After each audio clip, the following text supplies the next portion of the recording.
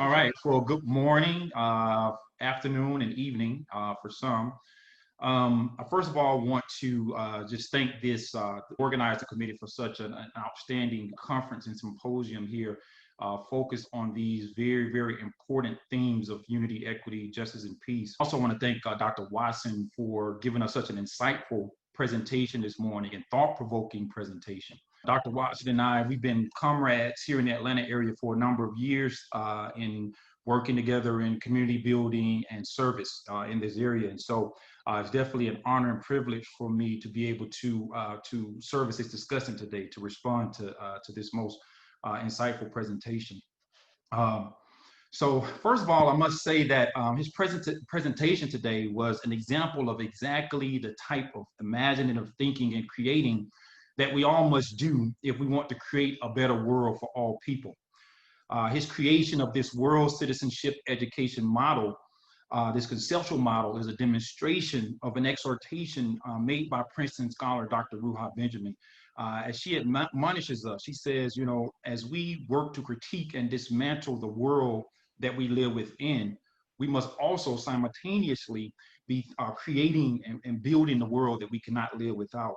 And so this presentation is an example of that type of work. As Dr. Watson points out, in order to do this, in order to create this better world, we must have vision and belief. We seem to have the ability to exhibit incredible vision and belief as we create and develop our material world, right? As nations pride themselves on being on the cutting edge of technological innovation and advancement. However, we fail to direct that same type of intellectual and emotional labor toward the development and advancement of our social reality. And so to that work of creating a more equitable and just world. So the deep thought today that is reflected in Dr. Watson's presentation should serve as an inspiration and an example for all of us who wish to create a better world. Today, I would like to briefly highlight some of the salient points, some of the things that resonated most with me in the presentation. One of the first things that Dr. Watson reminds us of is that the dysfunction in our relationships as human beings, as the body politic of humanity, is unsustainable. He warns us that if we continue to reject the idea of oneness, the fact that we're all members of one human family, another global pandemic or the collapse of the environment, nuclear war, are not merely threatening their potential extinction events. This is a key point in light of the current worldwide health pandemic that we're all experiencing. So as Dr. Watson alluded to, it's unfortunate that it took a global pandemic for people across the globe to begin to deliberate, even if on a surface level, the importance of solidarity and our social responsibility toward each other. So ideas such as we are one went beyond mere platitudes in some areas, as people's very lives depended on the extent to which they took the necessary measures to prevent the spread of the COVID-19 virus. However, even still, here in the United States and other places in our world, we all witnessed how the most vulnerable among us, the poor, Black people, and other people of color, still bore the brunt of the most severe consequences due to pre-pandemic inequities, or what many have referred to as the pre-existing social conditions that racist and classist institutions have created and maintained over time. So even with this newly awakened sense of solidarity among some people and groups, during this pandemic, we have simultaneously witnessed a lack of international cooperation between nations, as the veil of nationalism has prevented countries from readily exchanging information and even equipment. We've seen politicians seeking to assign blame to other countries for the pervasiveness of the situation, instead of seeking to consult and collaborate on ways to make things better. So even in the wake of a global pandemic, as many were forced to work together in ways that they never have before, as Dr. Watson states, it was revealed that we still have a lot of work to do in the way of building functional and equitable relationships between individual people and nations. So the question still remains, will the pandemic be a portal for new possibilities or one for more persistent pain and problems? And ultimately, as Dr. Watson pointed out, the choice ultimately is indeed ours to make. In order to facilitate the former, Dr. Watson calls for us to institute an educational model that actually cultivates the consciousness of children and youth in ways that allow them to recognize the inherent oneness of humanity. In so much as when they become the active agents, the inheritors of our world's social, political, and economic institutions, their decisions and actions will be informed by an ethic of community and partnership with their fellow human beings versus this us and them mentality, which Dr. Watson points out. The extent to which we vacillate in this regard, the extent to which we vacillate in creating these models of education that will foster this ethic of unity, and we allow the ills of individualism, self-interest, greed, and the thirst for power and control to inform how we engage with one another, we in essence are serving as agents of our own demise. So I appreciate the emphasis that Dr. Watson is placing on this idea and what I would consider this truth of oneness. He states that a oneness consciousness is required to rid ourselves and our society of the us and them mentality, a mentality that we see is rampant throughout our world. This us and them mentality fosters disunity and discord. It fuels systemic social, economic, and political inequities. I was deeply struck by the images and statistics that Dr. Watson displayed, which showed us the gruesome consequences that are the byproducts of this way of thinking and functioning. So the images showed, from wars across every continent to colonialism and genocide, all the way to the most recent murder of George Floyd under the knee of a police officer in Minneapolis, Minnesota. Although painful and very gruesome to watch, these dangers and evils have to be identified and acknowledged in order for us to really craft and consciously craft a new vision for humanity's future. And ultimately, we have to get serious. And this is what I got from the presentation. We must get serious about the business of creating unity in our world. As Dr. Watson proposed, unless and until we develop new paradigms for schooling, paradigms that facilitate a shift in how students see themselves in relations to others, we will continue to live in societies characterized by war and violence, extremes of wealth and poverty, gender discrimination, racial disparities, and other social ills. Our current models of education actually serve as mechanisms for social reproduction as they reinforce the consciousness of materialism, the consciousness of individualism and self-interest. And all of these are manifestations of the us and them mentality. And as an example, I turn to the very mission statement of the United States Department of Education. It reads, and I quote, "The mission of the Department of Education." Now, this is the mission statement for the Department of Education of the United States.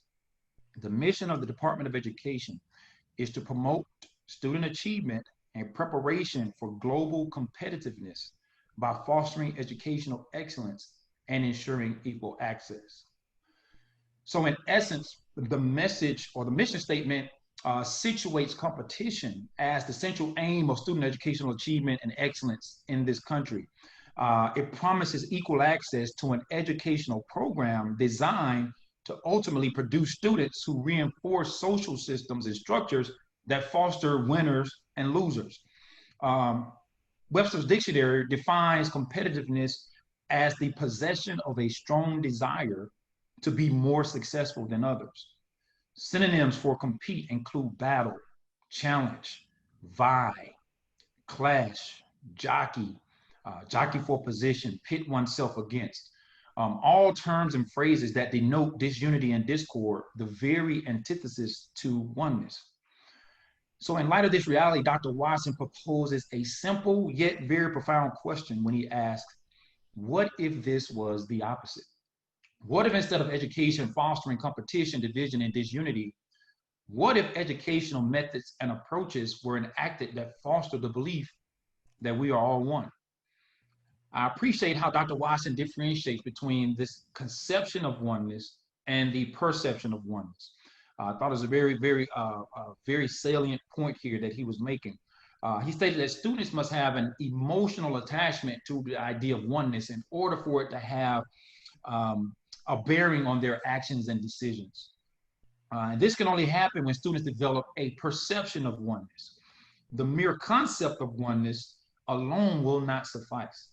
In our current reality, the conception of oneness disillusions us, right? Everyone purports the oneness and that we're all one. However, in our actions and activities and our decisions aren't motivated by that principle.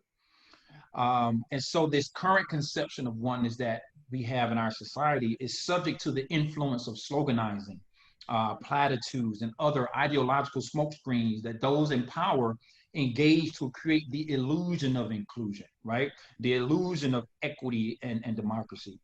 And so the weaponization of this concept of oneness by those in power actually serves as an impediment. It prevents us from identifying the deep-seated problems that plague our society.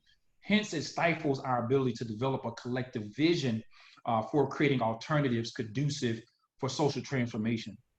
And so this perception of oneness, however, the way that I'm understanding it, has to do with a deeper, more functional understanding and embodiment of oneness. All right. One that helps us to break away from the what Dr. Watson mentions, the worn out interpretations that we are all functioning with in some way. And the worn out interpretations that are creating the inequities that we see in our world. It has to do with how the perception of oneness has to do with how people view themselves, how to identify themselves and the world around them. The perception of oneness has everything to do with how individuals read their reality, right? And how they navigate their social reality. And so, as Dr. Watson states, when people learn to identify and see themselves as members of one human family, they will understand that what impacts one section of humanity directly impacts all of us indirectly. Every human being will feel a sense of responsibility to the whole of humanity, as opposed to only members of their own racial, ethnic, gender, or tribal groups. And I saw someone in the chat earlier mention empathy. And this is the thing, this is what has to be cultivated in the hearts and minds of students in order to create this oneness identity that we're talking about here. To many people, as you listen to Dr. Watson, even as you're listening to me, to imagine an educational model that facilitates this way of thinking. Moreover, to even imagine a world that functions in this way is indicative of idealistic, vague, or pious hope. Many have been led to believe that the deeply entrenched ills that corrupt the moral fabric of the institutions that govern our lives are insurmountable. One of the effects of hegemony is its power to stifle our ability to hope. It makes us unable to imagine alternatives to the status quo. We accept our reality as given and consequently do nothing to change it. As was stated earlier in Dr. Watson's presentation, nothing is impossible. We can and we must create a new world. This change can be facilitated through the adoption and implementation of educational paradigms such as the world citizenship education model that Dr. Watson has so eloquently presented to us today. So in closing, I definitely want to again thank Dr. Watson for the immense amount of thought and work that he has put into the development of this framework. I'm, as an educator and scholar, inspired by what he has presented here and the possibilities that this unique approach creates for education as we move forward to creating better systems in our world. And I'm already thinking about ways to implement these ideas and to further promulgate them with the staff and the students that I work with daily in the school that I serve. So at this time, that concludes my remarks, and I turn it back over to Dr. Boynton.